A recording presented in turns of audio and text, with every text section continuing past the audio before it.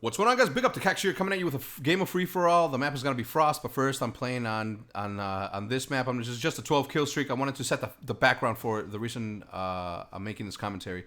It's gonna be about my infatuation with Call of Duty. So I decided to give you a little bit of a background on why I've always been this way, where I just like weapons without scopes. It all started in Call of Duty 2 over 6 years ago. I was in the map Vosnik with like two other really good players, and I didn't have a mic at the time, so I was listening in on their conversation because I didn't have a mic. They were talking to each other, and we were playing against a group of fucking like amazing Call of Duty 2 players. I don't remember the names, so all I know is that they were way better than me. And one little thing that one of my teammates said set the foreground, or set something in motion that is true and alive to this day. I was talking to I wasn't talking, but they were talking with each other, and they were talking about how good the guy on the other team was. And he said, that guy must be a pro because he's using the sniper rifle without a scope. And immediately I'm like, what the fuck does that, like, what does him not using a scope have to do with, like, his skill or him being pro? Like, what does that even have to do with anything? And as I kept on listening to it, the dude's like, whoa, like, what? What's the big deal of not using a scope? And then the guy went on to say, well, pros use it because, you know, when you zoom in, you don't get to see everything around you, and it's a harder shot to hit because if you're at a long distance, you know, blah, blah, this and blah, blah, that. And ever since then, right, I was like, at the time I was falling in love with Call of Duty. At the time I was like, my first experiences in multiplayer, and something that eventually turned into a career for me. And since then, I've always been infatuated with the fact that iron sights are a little bit harder to use than the ones with the scope. At a distance, you're obviously going to have a harder time. You're not using a scope, which is what helps you look farther down the map, etc. But earlier this year, fast forward a couple of years later, with the release of Black Ops 2, in the strategy guide, who was co-authored by Nadeshot, Ernest Lee, and T. Martin, Nadeshot, being the fucking amazing friend that he is, he decided to name a class after me on his suggested classes, and he called it the OG Hex. Or as you know, the OpTic Gaming Hex, which is the Ballista Iron Sights Extended Mags, and you guys can see it in any of the released or in any of the strategy guides that you guys have bought. If you bought one, you can look at it right now, go to the back, and you'll see it. But as far for this one, we are going to autograph it here at the OpTic Team House. We are going to sign it right here. We're going to make a couple of autographs, and then we're going to ship it out to lucky one of you who leaves a comment and a like on this video, and tell me what your best experience has ever been during Call of Duty, whether it's, you know, winning a giveaway from another famous YouTuber, or, you know, pretty much just running into somebody and doing an amazing like thing. Your best Call of Duty moment is pretty much what I'm looking for.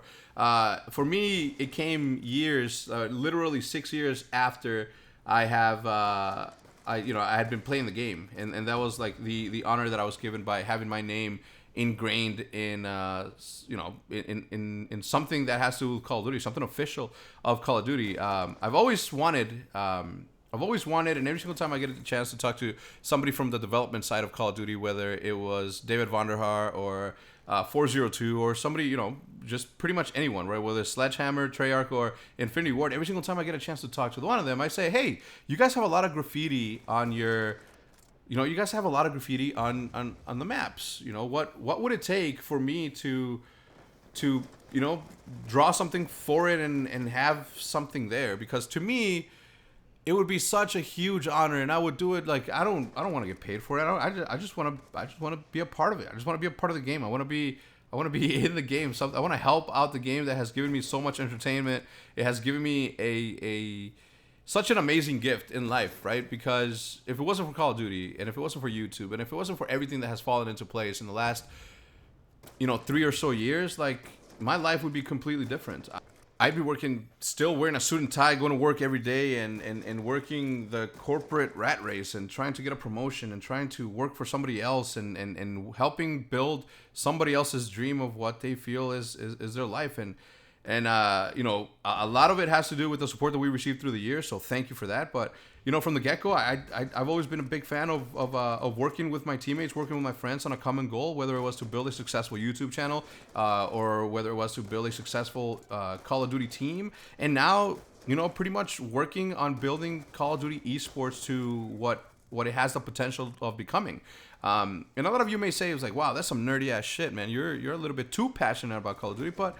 You know, I ask you, how can I not be? I've been doing this for like close to 6 years, you know? I mean, not necessarily at the level that I'm doing it now. I mean, the YouTube all the progress and all of the things that we've done has happened all in the last 3 years. But you know, a lot of lives have been changed because of this opportunity that we have, and it's growing so much. And Call of Duty esports is at such a critical state in its life that it's pretty hard for me not to be super passionate about seeing the opportunity, seeing what it could become.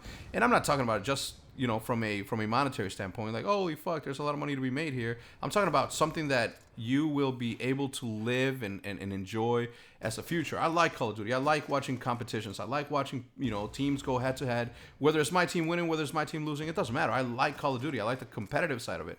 I like the scenarios. I like the thoughts that go into making a certain play, the strategy. It is a game that I fucking truly feel super passionate about. And like I said, you can't blame me. I've been working at this for a very long time, and I intend to do everything and anything at all possible to continue to do what I'm doing with Call of Duty. And I ask you guys the same thing, right? Because we're all a part of this. We are all a part of the beginning of what this is happening. And I know that at time and you know, the seriousness of video games doesn't get taken as serious as it is, because, you know, they're video games, and at the same time we're calling it an e-sport when it's not even a sport. I mean, yeah, we put the E in front of it, and we are, you know, it's meant to be electronic, etc., etc. But you know, the seriousness of it gets a little bit overshadowed by its title and about what it is. But at the end of the day, it's one of my life's passions. You know, it's one of those things that I just, it's my thing. And I know that I'm not alone in this boat. I know that there are a lot of people chasing the same goal as I am, and as such, like I said, as you know, being here in the position that we're in, we have a certain responsibility to continue to push forward, whether we are considered goofballs, considered nerds, or considered super tryhards, or super like delusional people chasing a dream. Like, you know, what is life without dreams? What is life without goals? What is life without passion for something? Like, I cannot tell you how thankful I am that I don't have to go to an office job that I didn't really enjoy, you know, just to get money. You know, I used to go to my office, I used to sit down, I used to do my work just so I could get money to make ends meet. You know, I had responsibilities, I had a rent, I had rent to pay, I had, you know, a whole bunch of things. And I don't regret doing those things, but I did them for a very, very long time. And you know, my position and you know, the place that we're in right now maybe will inspire somebody else to maybe chase their dreams. Maybe not necessarily in video games, maybe not necessarily on YouTube, but you know, maybe somebody else wants to be a carpenter and create beautiful furniture. Maybe somebody out there wants to, you know, say fuck the tie, fuck the suit. You know, I'm gonna go be a fireman. You know, it's never too late, is what I'm saying. You know, I started this when I was 29 years old. You know, I was already about to have my first kid, or my only kid, and you know, taking a leap of faith is not easy. It's not for everyone, but at one point or another, you're gonna have to say to yourself, you know, do I want to continue to work for somebody else, or you know, am I happy? And now I've never been happier, and I owe it a lot to the support that we've gotten. So thank you for that. But yeah, this game's about to wrap up. Thank you very much for listening. Please leave a like if you enjoyed the commentary. Until next time, as always, this has been OpTic. I'm out. Peace.